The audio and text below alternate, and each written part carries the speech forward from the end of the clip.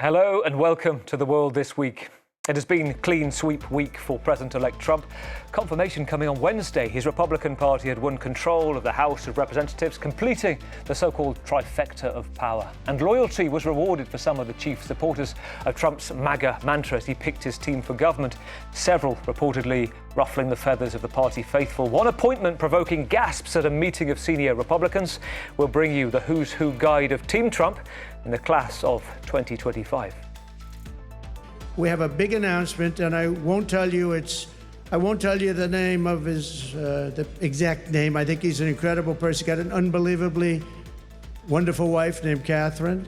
It's been a week where politics and technology have become more deeply intertwined, with Elon Musk confirmed as the advisor to the president-elect, co-leading a newly created Department of Government Efficiency, or Doge, named after the cryptocurrency that he's linked to. Also this week, focus turned to his social media platform as the Guardian newspaper left behind its 27 million followers on X, accusing Elon Musk of turning it into a toxic media platform. Spain's La Vanguardia followed suit. It is very clear that during the US presidential campaign, Elon Musk, the owner of X, has conducted a campaign in favor of Donald Trump to give him more publicity, even actively and blatantly manipulating the algorithm and content. Red social para darle mayor publicidad y conseguir mayores votos.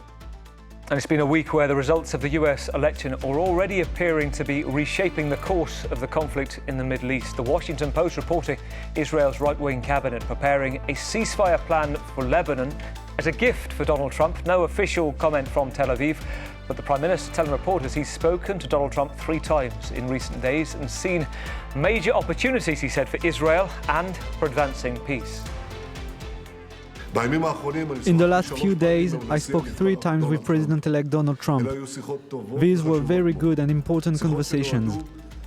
Talks designed to further tighten the strong alliance between Israel and the USA. We see eye to eye on the Iranian threat, on all its components and the danger posed by it. We also see the great opportunities before Israel in the field of peace and its expansion, and in other fields. Welcome to The World This Week. And joining us from the World's Press Corps this week, Caroline Diller, the Paris-based radio correspondent from German broadcaster ARD. Hello, Caroline. Hi. Talk me through what you've been focusing on this week. We have been focusing a lot on France, actually, to be honest, on the trial of Marine Le Pen and actually what the state attorney is wanting as a sentence for her. This is very interesting. And the triage of information and news coming from elsewhere, the US and Germany as well, you kind of lose the fact that there is talk, increasing talk, that the possibility, ramifications could include a jail sentence. For Marine Le Pen, it is like this. I mean, for now, we only have what the state attorney is demanding, so this is not a sentence yet. But it could actually really shake up the 2027 presidential election. Especially because if the sentence of ineligibility, you always have to try a bit to pronounce this word, if it is pronounced finally, if it were pronounced, it would be immediately applicable. This is what the state attorney actually is demanding. And so even if there were a trial to oppose the sentence, it would not have an effect on the ineligibility, the possible one now. Okay, so depending on which way you look at this, there could be serious ramifications for the presidency in 2020. She denies the allegations and reminds us of this case. It goes back to the European Parliament and funds being used allegedly misappropriated. That's it. The Rassemblement National, ancient Front National, is under the suspicion of actually having embauché, of actually having hired parliamentary assistants and having had them paid via the European Union's money. But actually they are supposed to only have worked for the National Party, which is forbidden and which is a deterrent of public funding.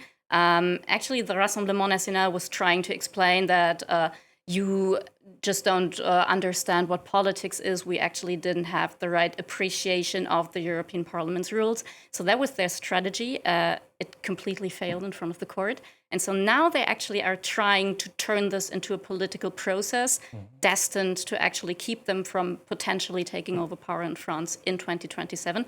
And this is an important shift in their strategy, which I find kind of, it's a dare. But yeah, let's see how it goes. Very interesting. It was interesting as well, just talking to our correspondent last week, that Marine Le Pen wasn't at Donald Trump's moment of victory. She was a few years ago. It's an interesting dynamic there. Great you're on board, Carolyn. Victor Mallet also with us. Evening, Victor. Senior editor at Financial Times, continent-crossing correspondent previously, formerly in Asia, Africa, the Middle East, author of River of Life, River of Death, the Ganges and India's Future. Victor, talk me through what caught your attention the most this week. Well, I mean, I think it was definitely Trump's appointments. I mean, we were very much focused on that and on the impact of that on the rest of the world. And in fact, we're sort of putting more resources now into covering the US, obviously, because the implications for everybody, for all our readers around the world, are so enormous. And obviously, Elon Musk is a big part of that. We've been covering him very closely for a long time, but now we're going to be covering him even more because he's become such an influential person in the new regime. So that was really the focus of everything. And I think most of the stories, around the world have some kind of link to that, to Trump's second victory, including the case of Marine Le Pen, of course, because she's part of this kind of global rise of populism, nationalism, of which Trump is, I guess, the most prominent person at the moment. I mentioned that the Guardian taking themselves off X. Is it something the FT are considering, or too early? Not as far as I'm aware. I mean, I think, we obviously like people to read us wherever, we can get them out there. I mean, it seems to me that, there is a problem with X, that it is highly toxic. But it's not the problem is not that Elon Musk supports Donald Trump, which he has been doing. It's that the platform is used for a bunch of lies, essentially, and for falsehoods. It's not that it's politically biased. It's that it's distributing a huge amount of fake news, and then Elon Musk will retweet that, and of course it will come at the top of your feed because he's somehow fixed the algorithms that everything he says is at the top of everybody's feed. I don't think there's any doubt that that's what's happening. And he'll take some entirely false piece of information and he'll say wow or yes. That's kind of obviously. Is this true? No. He'll just say it is true. He'll say yes, and he'll say wow, and then he'll move on to the next thing. Obviously, and he has a very short theory. attention span, but he's amplifying a lot of things that are essentially not true. But obviously, we soldier on, and other media soldier on, and we like to put our stories out there, and we think that they are a more accurate reflection of what's going on. And there's a fundamental problem with all these social media platforms, is that they're not treated as publishers. So they believe they have no responsibility to tell the truth. They have no responsibility to protect people from illegal acts, and they're not held responsible in law. Whereas we are. I mean, we feel the need to check our stories to make sure they're true, to make sure they're fair, and that we don't libel people and we don't cause anybody any harm. And that takes a lot of effort and a lot of staff and a lot of work and a lot of lawyers and journalists being responsible. And neither X nor any other social media platform has any sort of urge or doesn't employ any people to do that. And that's a fundamental problem, because there is a lot of essentially bullshit out there in the world today, which people read and believe. Yeah, you've set out a nice hors d'oeuvre, I think, for what is many implications we're going to look at with what's happening with Elon Musk in the government at the moment. Great to have you with us, Victor. Also, Anne Bagger-Marie, friend of the programme, independent journalist, a globe-trotting, also consultant as well in the media. You've just come back from the US. I have. I was in Boston for a couple of weeks, for a week before the election and then about a week after. And I have to say that as you start looking at the United States as not so much a United States of America anymore, but red states and blue states, that was certainly clear in this election. Boston and Massachusetts are definitely a blue area. And so I think the shock was a little bit more profound on election morning and election night than it might have been elsewhere. And so there's a lot of soul searching going on, I can report, from the people I know, from the people I work with. And it's going to go on for a while amid all of the chaos swirling around us with the appointments. What is he thinking? What are they thinking? What should any of us think? It's going to be a period when we all need to breathe deeply and maybe meditate every day, because it's not a time that generates calm and generates sober reflection. It's a time that generates nervousness. And I think people are just waking up to that. What strikes me, before you came and we had a brief chat, you talked about being, and this is almost in contrast to a number of guests in the past few weeks, particularly last week on The World This Week, saying that they could feel this coming, but you felt in Boston, you were in a blue bubble?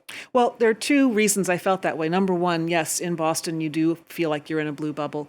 But also, I have not been a producer of daily journalism for a little while. I've been more of a consumer of it.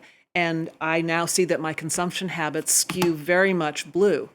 As much as we all try to read widely across the spectrum, I think at a certain point we kind of run home to mama, and you go to where your most deep-seated beliefs or your habits lie. Yeah. And our habits have tended to be, I won't speak for everybody, but my habits have tended to be mainstream media. One of the things I imagine we'll talk about now is whether or not mainstream media really has the influence that it used to. The Guardian's leaving X. My question is anybody going to care? Yeah, and is the mainstream media now social media? What is the mainstream of your media? There's lots of questions there. Anne, thanks. Nice to have you with us, because it also nicely passes on to the fact that we're going to go to the US, to Washington, and bring in Suzanne Kiampour, who is an Emmy-nominated foreign affairs reporter, formerly NBC, BBC, Fox News, now the host of News with Suze, founder of Helmets with Heels. Both, Susan, launched exactly a year ago this week, I think. So congratulations and happy anniversary for those outlets. Tell us about where the conversation is in Washington right now. What's capturing most political attention in a week of, as Victor said, daily developments? So the mood in Washington, D.C., unsurprisingly, given it's usually a liberal city, is one of doom and gloom. But speaking of leaving mainstream media and going independent, it was my first election where I wasn't in the field. I was covering the election on social media, because that is what my startup kind of focuses on, making politics and foreign policy relatable, and so reaching the news avoidant. And I've been getting messages of excitement from people, admittedly outside of Washington, D.C. And so since then, it's been a week now since the election. Since then, Donald Trump seems to be keeping to his campaign promises, which is effectively to assemble a team of revengers.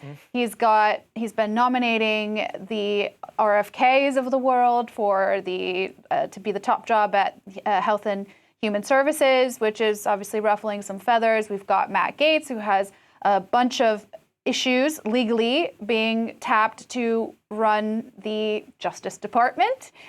So that's also talk of the town. We have Tulsi Gabbard, former congresswoman who was a Democrat and since then has become a bit of a thorn in the national security apparatus's side because of her what would be seen as contrarian and controversial views on Ukraine remaining a neutral state, seemingly cozying up to Putin, and also her past relations with people like Bashar al-Assad, the Syrian president, and notably a trip that she took to Syria in 2017. And so it feels like 2016 all over again. And so whereas we had been through that before, we didn't seem to learn our lessons, particularly as mainstream media, because this time around, Kamala Harris lost the popular vote. And so we're now seeing an existential crisis within the mainstream media itself. Suzanne, briefly, what strikes me is I remember seeing one of your pieces. You spent some time with the Democrats at the rallies in their headquarters, and you were walking around some consultancies for influencers, new media, social media, listening to Republican voices, even listening to Don Lemon, ex-CNN voice, saying that the Democrats completely got that strategy wrong. The fact that the Republicans targeted the likes of Joe Rogan, 50 million viewers, it was kind of underplayed, that they were worried about upsetting those on the left base. And actually that was a bad mistake, because those, the male voices, this was a new audience that Donald Trump had captured. What's your readout of that, having spent that time with the Democrats? Well, exactly. So where the Democrats really messed up was that they didn't try to target the independents. And quite a lot, there's a lot of people have told me that they feel politically homeless. And we saw that in the sense that we saw Democrats voting for Donald Trump. There was one woman who I knew in Arizona, who educated white woman who voted for Donald Trump. And she said the reason why she voted for Donald Trump was because of how he reacted to the assassination attempt against him and the strength that he exuded. And so a lot of people that I was speaking to throughout the campaign had told me that they were concerned about this notion that America was not exuding strength across the country. And so, the Republicans targeted men. In fact, I tried to get an interview with Donald Trump through my contacts, and they asked me specifically, they said, we are focusing on men.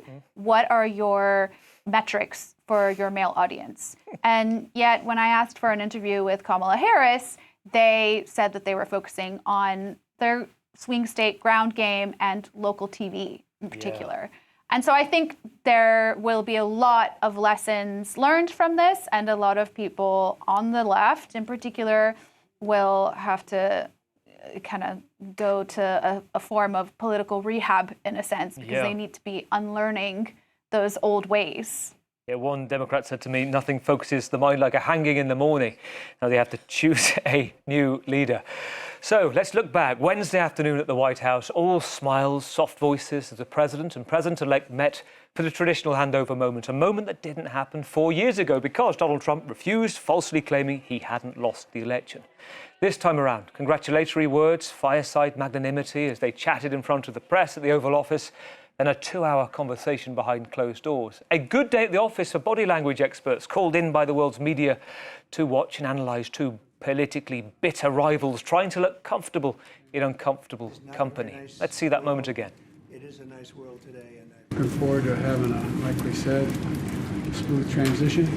Do everything we can to make sure you're accommodated, what you need. And we're going to get a chance to talk about some of that today. So good. Welcome Thank you back. very much. And thank you very much. And politics is tough, and it's in many cases not a very nice world, but it is a nice world today, and I appreciate very much a transition that's so smooth. It'll be as smooth as it can get, and I very much appreciate that.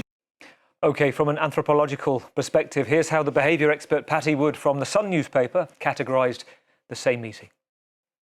You have pressed lips, tightly held, downward corner, and even though the cheeks are lifted, if you look up at the eyes and specifically here between the eyes, you'll see the brow is furrowed downward and the look is a glare. So it's a mismatch of, it's sort of suppressed glee and a little bit of anger. Well, by Wednesday evening, Donald Trump had reasons to be gleeful as it became clear his party had won the so-called trifecta, gaining control of both chambers of Congress as well as the presidency. And every day this week, as Victor said, we've seen this steady stream of names put forward as Donald Trump's picks for key government posts, subject to seal of approval from the Senate, although that's a process the president-elect wants to avoid. So let's talk about Trump and co., the class of 2025, possibly. They will include the chisel-jawed, anti-woke army vet, Fox News host Peter Hegseth, Defense Secretary, as Suzanne mentioned, chosen over 4-star generals, career politicians who've made the news in recent years for claiming he hadn't washed his hands in years and he doesn't believe in germs. Interesting for a self-professed germaphobe, Donald Trump. Then there's the firebrand, Congressman Matt Gaetz, for Attorney General, reportedly provoked gasps when the news filtered through at a senior Republican meeting, facing an ethics investigation into sex trafficking, which he denies. Then on to Robert F. Kennedy Jr., an anti-vaccine advocate, medical conspiracy theorist, given the thumbs up for Trump's as health secretary. And we move on to Kristi Noem, the governor who made headlines for shooting and killing her own dog, tipped to take charge of Homeland Security. Loyalty is the key here, even if they are feather rufflers. Let's begin with Anne Bagger-Marie. Anne, what do you make of... Where do we start? Trump picks. Where do you start? I think the worst job in the world right now is to be the Senate Majority Leader, because all of these cabinet picks under the current system need to be Senate approved, Senate confirmed. So you've got, on the one hand, this array of nominees. Every part of muscle memory says these are the president's choices. We should be lining up to make sure they are swiftly confirmed so that the government can function starting on January 20th, 2025. But then you've got this cast of characters, some of whom even the Senate doesn't understand why they're there. And then on the other side, you've got the president-elect, former president, saying he wants to dispense with Senate confirmation. And he's figured out a way to do it, either to pressure the Senate Majority Leader, who is John Thune of South Dakota, who isn't particularly pressurable in this. He believes in Senate confirmation. Or there is a way around it. The president can adjourn Congress and then make all of his appointments. It's a real quirk of our Constitution and our system. Push it through in recess. Well, what can happen is that, yes, they're called recess appointments. If Congress recesses itself, it votes to recess. If the two houses of Congress cannot agree on when and how to recess, the president can step in and just adjourn them, and then everything gets approved during the recess. So it may be the first full-blown constitutional crisis of many threatened constitutional crises in Trump 1.0 and then potentially in Trump 2.0.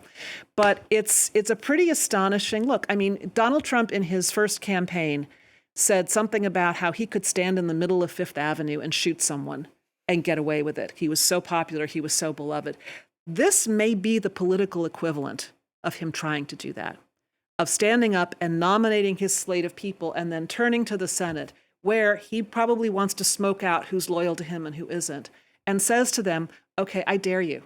I dare you not to give me the people I want. And we'll see what happens. Victor, very interesting. I dare you. So I think there's two theories I've heard. I was talking to a Republican strategist, Mike Murphy, who was saying this. On the one side, you've got this loyalty question. This is my choice. My base, you know what I'm choosing. Now it's down to the senators. Are you with MAGA or against MAGA? The second idea would be that he's thought this through to what Steve Bannon used to call flooding the zone. You flood the zone with candidates who are, let's face it, loyalty first, qualifications second, and the most egregious disappear, but he still gets some picks through. Yeah. What do you make of that? Yeah. I mean, I think all of that is true. The only thing is that we are going to, I mean, he's not in power yet and won't be till the 20th of January, I guess, but there are these kind of fundamental contradictions at the heart of the whole thing. On the one hand, you have kind of denial of science, denial of vaccination, which we all know, actually work, and I've saved hundreds of millions of lives through the ages. Climate change, which everybody knows is actually happening, and Donald Trump, tries to minimize and deny. But then, then you've got and denial of competence. I mean, obviously, the key thing about 4 or 5 of the people he's chosen is that they're just simply not competent in any way to do the jobs that they've been given. And then you have Elon Musk, who obviously, whatever you may say about him, he obviously believes in science. He's an extraordinary technologist who has used science. He's an extraordinary manager of projects, and he's very competent in that sphere. Whatever you may think about his political views. So how is that going to go? How are we going to have that? And then there's another massive contrast, which is that another sort of dilemma, if you like, or contradiction in terms of this whole thing. Trump has said he's about peace. He's going to make war. He's going to end the war in Ukraine on day one, and all that kind of thing. But then you can't believe in making peace in the world and saying that that's going to be your main strength, and at the same time support Netanyahu in Israel. I mean, they're simply not compatible. By letting Netanyahu off the leash even more than he's off the leash already, you clearly risk a war that would involve Iran, the United States, and everybody else, which is a very, very dangerous thing for the world. Now, which way is Trump going to go? You simply cannot have that cake and eat it. I just don't see how all those contradictions are going to be resolved. And in a way, this is the problem with Trump, is that nobody knows what he really wants to do, or whether he really knows himself what he wants to do. And that idea, kind of refreshing idea to many voters, very simple answers to very complicated questions that you're putting forward. Yeah. Suzanne, how does this all look from Washington? Just of all of those nominations, what would you say is the talk of the town there in terms of the most surprising, perhaps, of Trump's appointments? Definitely Matt Gaetz. And that is, of course, I believe, because he is a congressman, or was. He had to resign in order to accept this nomination. And crucially, there was a House ethics report that was due to come out that was said to be very damning for him. And so that everybody's talking about Matt Gaetz.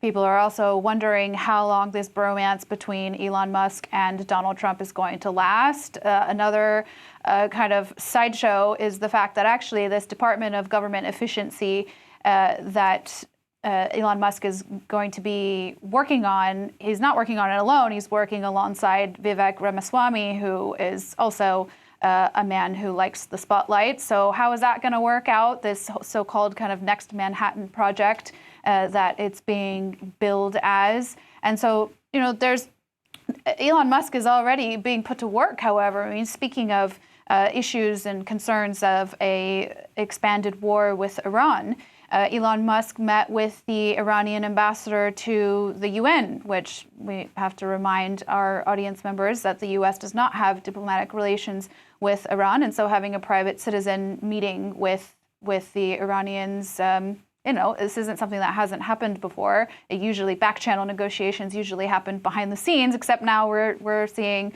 all out in front and center, which is really actually Donald Trump's way. He kind of likes the sausage to be made, so to speak, in public. And so, yeah, I mean, look, Washington's been through a Donald Trump presidency before. I'm actually surprised at how shocked everybody is, because we've been through this rodeo before. But also, we have to remember, in the last presidency, there were other nominees and members of Trump's staff who crashed and burned fairly quickly, notably Mike Flynn, who was the first national security advisor. So we could see all of these nominees actually have to stand in front of confirmation. We can see them not get through. Trump can say, look, I was loyal to you. It's the system. It's broken. And Senator Thune is...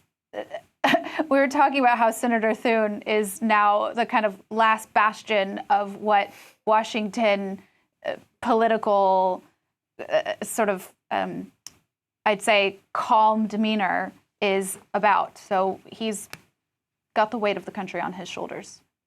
We were watching Elon Musk. I think we're going to get onto a chapter on itself, because there are so many implications with X as well and Twitter. And your point, is he the power broker in the US right now with everything that he's involved with? I want to talk about Matt Gaetz a bit more, because this was the Democratic Senator John Fetterman speaking to NBC this week about the appointment of Matt Gaetz, somebody who has spent less than 2 years as a lawyer, taking on the top job as the top legal officer as Attorney General, saying it was, quote, God tier level trolley. Let's have a listen.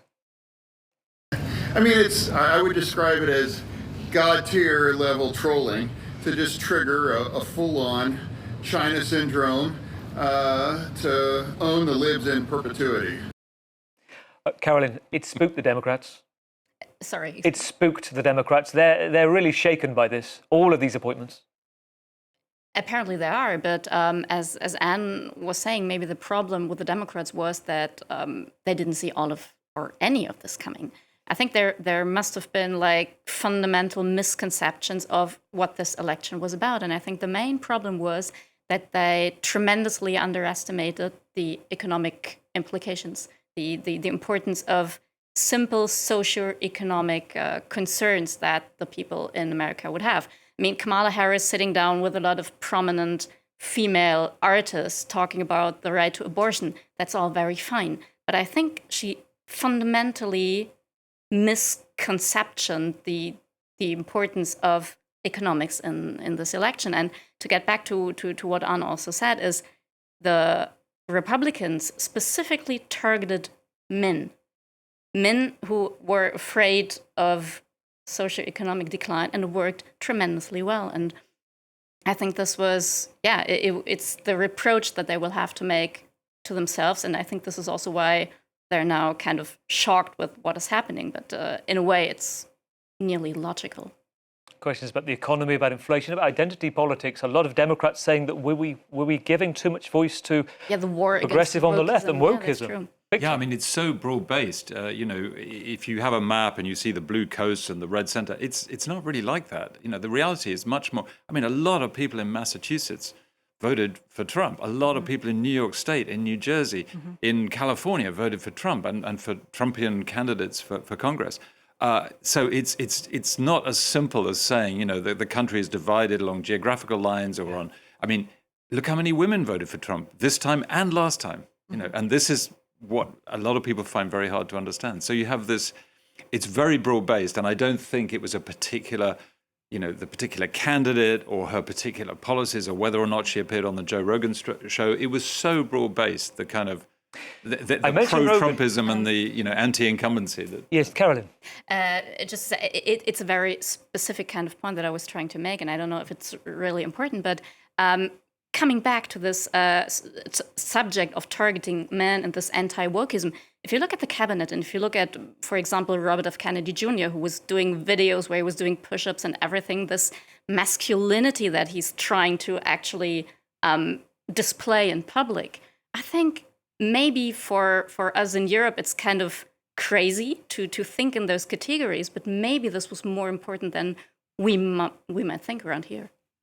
Well, I mean, there's just a huge just a thought wave of this kind of politics, populism, nationalism, that is sweeping across the world. It's not just sweeping across America. I mean, we're seeing very similar things happening obviously in slightly different forms, but, in France, Germany, Austria, Scandinavia, Holland, Netherlands. It's happened in the UK with Brexit. This was a populist nationalist project, and it's happening in different ways in many different countries, but it is happening pretty much everywhere. And I think we have to be ready to sort of look at that and to interpret it and see what's happening. Yeah. And this idea of Robert F. Kennedy Jr. projecting strength, he's very divisive because he has a huge base of support within the Republicans, and he also has a huge base that believe it's nonsense. You have the head of the most senior American health administration today coming out and saying this is a danger to the states. I would personally oppose that. And so that's already one to shock. But we have had a week where, let's talk about somebody else briefly, because I want to talk about the Defense Secretary. This is a job, you're tasked with managing almost 3 million people with a budget of $841 billion, the biggest military spending on the planet. Donald Trump's choice, Pete Hegseth, the 44-year-old chisel-jawed co-host of Fox and Friends, served in the military, a junior officer in the National Guard in Afghanistan, Iraq, Guantanamo Bay. He advocates the firing of what he calls woke military leaders. And an interesting side fact, I mentioned before, he doesn't believe in washing his hands. Let's take a look. As I told you, my 2019 resolution is to say things on air that I say off air. I don't think I've washed my hands for 10 years. Really, I don't really wash my hands ever. Help me! No, I inoculate myself. It's just not, germs are not a real thing. I can't see them, therefore they're not real. So you're becoming Susan, he later said he was joking, but he does stand by some of his comments about germs. They're not all bad for you. What's your thoughts on his selection and the reaction in Washington to that? So, I mean, Pete Hegseth is a fixture on American television because remember that Fox News is the highest rated news channel in the U.S. But I also think this segues back to a problem that the Democrats had, which was authenticity and relatability. I mean, all of these celebrity endorsements did absolutely nothing for them because the people did not feel like these celebrities were relatable. It's not authentic. When you're struggling to make ends meet, you don't really care about what Lady Gaga has to say, even though we might all love Lady Gaga. And so if you notice that these people that he has picked, they all have a kind of, they're a bit quirky, and they are authentic in their own way and relatable in their own way. I mean, the thing about RFK Jr. is that there are a ton of people, and this is a bipartisan issue, the health of American food. I mean, I am someone who lives between two different countries, and I notice a difference when I come back to America versus when I leave. And so, the New York City mayor, Eric Adams, who has his own issues, he's got some embattled corruption issues going on, and some are saying he's hoping for a pardon from President Trump. He was saying this morning on The View on ABC that he nearly died from diabetes, and it wasn't necessarily because of his DNA. He said, the doctor said that it was because of his food. I mean, we have a huge problem in this country with sugar in our food and with hormones in our food. And so quite frankly, I mean, national security and health, these are bipartisan issues. And when it comes to national security, I mean, Tulsi Gabbard and Pete Hegseth, people might have concerns about their backgrounds. But the fact of the matter is, if you're an American adversary, you're not looking at political parties. you're looking at Americans. So people are going to need to set aside their differences and stop acting like children in a playground and fighting each other, recognizing that actually you're stronger against the other school when you band together.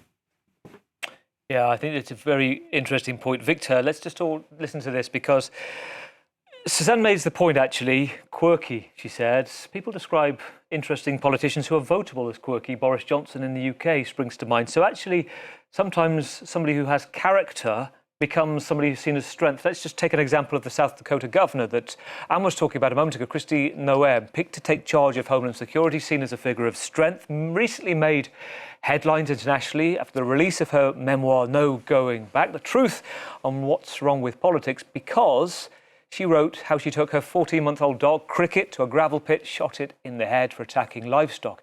This is her account on CBS News. It's an adult working dog. It was an adult working dog. And this is a humane manner. According to the American Veterinarian Society, every state in the country has a law that allows what I did. And the purpose of telling this. It's a humane way to shoot the dog? Yes, the purpose of telling the story was so that people would know I don't pass my responsibilities on to anybody else. It was extremely hard for me. And that's clear when you read the story.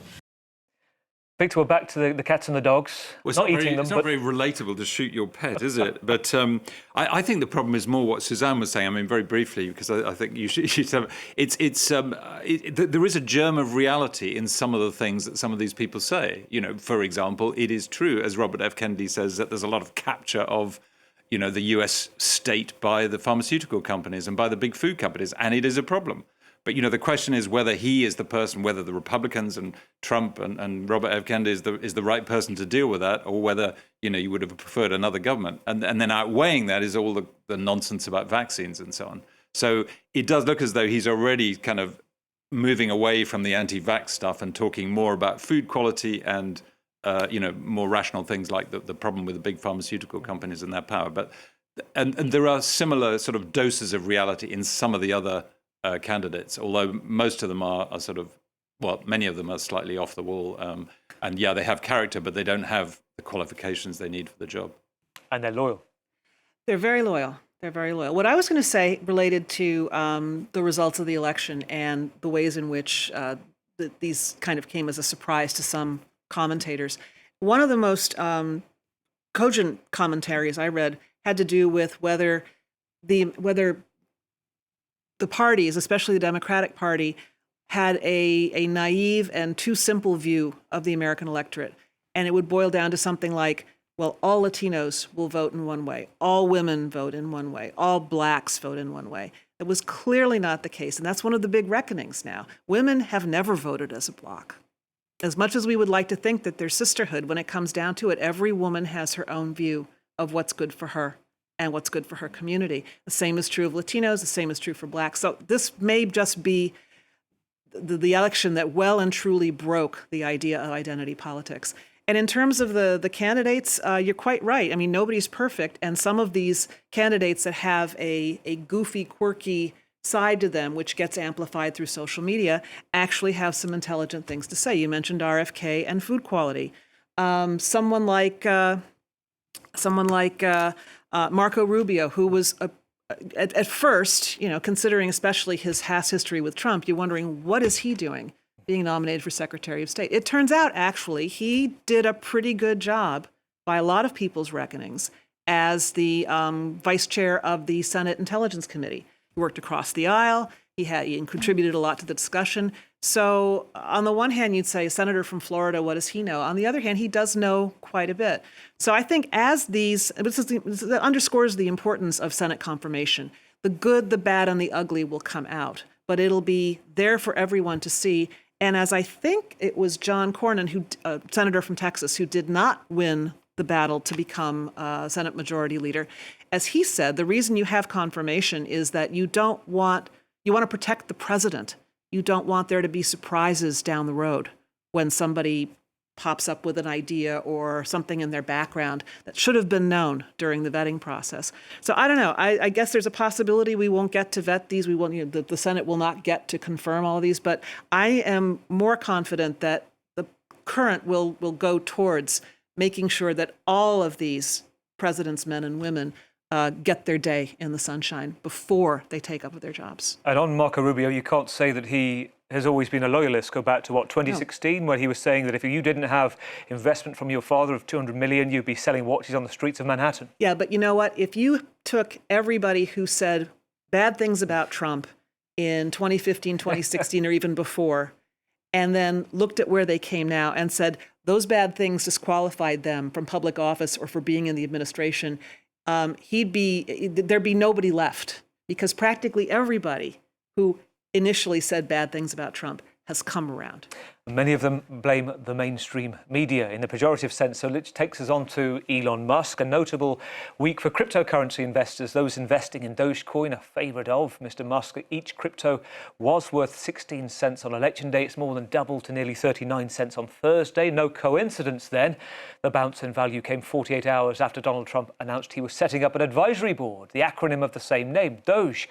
The Department of Government Efficiency, the world's richest man, will work alongside former presidential contender Vivek Ramaswamy to, quote, dismantle government bloat and bureaucracy. And there are many, as we said with Victor, issues, questions about Elon Musk at the heart of government, including how politics and technology have become intertwined, chiefly for the social media site X. We talked about The Guardian. We talked about L'Avant-Garde coming off, saying, actually, there is a toxic site now. And just a thought on, his argument for that is free speech. If the left wants something, they should set it up themselves. That may be happening. There's a new platform called Blue Sky, and a lot of people are migrating to that. There's something to be said for that. I personally am waiting to see whether what Elon Musk is asked to do, and let's be clear about this, the Department of whatever it is not a department. And in order to set up a government department, you need a whole process. The president can't simply point and say this is happening. Musk is an advisor. Trump wants him to look at some of these things. And Musk has already done rudimentary math and said that he can cut, what did he say, 30% out of the government budget? Well, guess what? $2 trillion. Okay, that's a lot of money. That's a lot of money. But let's break it down. Let's really do the math. Of the government budget, 40% is discretionary. And so Musk wants to cut all but 10% of that. This is not the first time this has happened. Ronald Reagan took an executive called Peter Grace, who ran a chemical company and a conglomerate, and had him do the same thing. This is in the 1980s. Grace got only so far in identifying waste and suggesting ways in which it could be cut.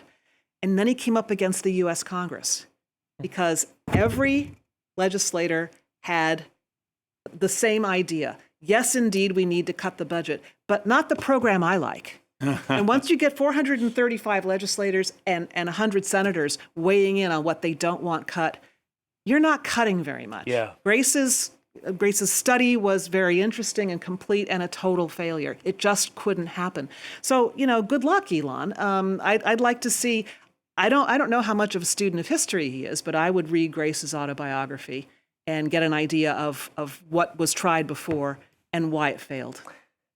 And why it failed, Caroline, it brings us on to... But it's clear that this is also not his only mandate, right? Like his only mandate is not going to just be government efficiency, because we've already seen that he's already had him kind of almost be like a shadow Secretary of State meeting with the Iranians at this crucial time. Like that's a big deal. And also I think it's notable that Mike Pompeo, who was a former Secretary of State, former CIA director, loyal to the president, massive Iran hawk, is now not part of the next presidency. So that's a pretty big indicator of where Trump is looking for his next term to direct the world's world peace, so to speak. We're going to leave you on that thought, because it leaves us to many conversations. And one analyst, Republican, suggesting it was two tomcats fighting in a pillowcase. Trump and Musk, at some stage, one of them will have to win out. Will it last? That will be determined. Thank you to Victor Mallet, senior editor at the FT, independent journalist Anne Magabarie, Caroline Diller, Paris correspondent for the German broadcaster ARD, and the news anchor and founder of Helmet to Heels, Suzanne Chiampo in Washington. That's it. Thank you for watching. Time that takes survey of all the world must have a stop. We'll see you in 7 days for the world next week.